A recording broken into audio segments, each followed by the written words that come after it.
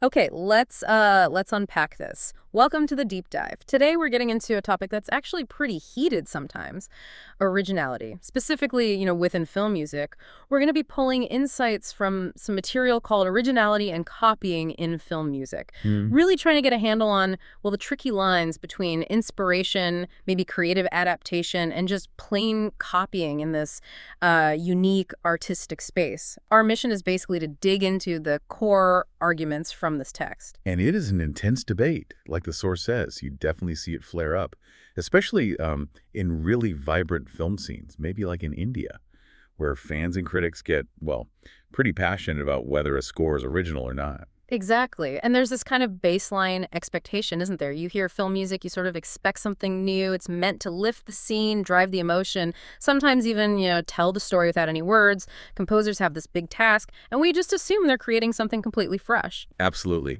The job is critical, turning story and feeling into sound. And yes, that pressure to be original, it's immense. The music is just so key to the film's impact. Right. But here's where the source material we looked at throws in a bit of a curveball. Is it always a failure, like a lack of creativity, or even copying, if music sounds familiar? The text sort of pushes back against that simple idea. It really does. It brings up this quite intriguing thought that, well, sometimes using something that already exists or sounds very close to it, it might not actually be the composer running out of ideas. It could potentially be seen as a different type of ingenuity.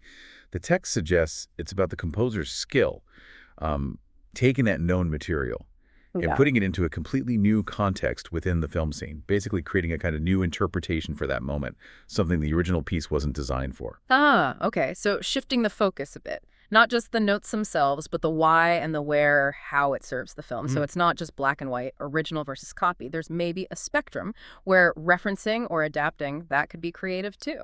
That's precisely the kind of distinction the source is exploring. It really highlights that potential for, let's say, clever adaptation. But, and this is important, it's also very clear that there is a line you can't cross.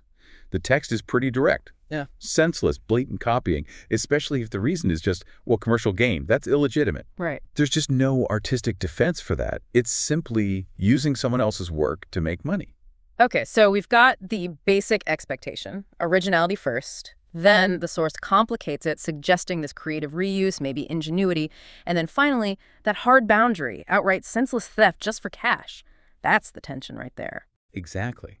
And what gets really fascinating, as this text argues, is thinking about how our understanding might shift when we consider the intention behind it all. Given that film music's main job, as the source really hammers home, is to deepen emotion and convey meaning for the film itself. When you, the listener, hear music that makes you think of something else, how might reflecting on why that choice could have been made? Was it a genuine attempt at a new interpretation that fits the scene's feeling, or was it just sort of mindless imitation for commercial reasons? How might asking that question change your judgment of its creativity, or maybe its lack of creativity? That's definitely a thought-provoking way to listen to film scores from now on. Thanks for joining us for this deep dive.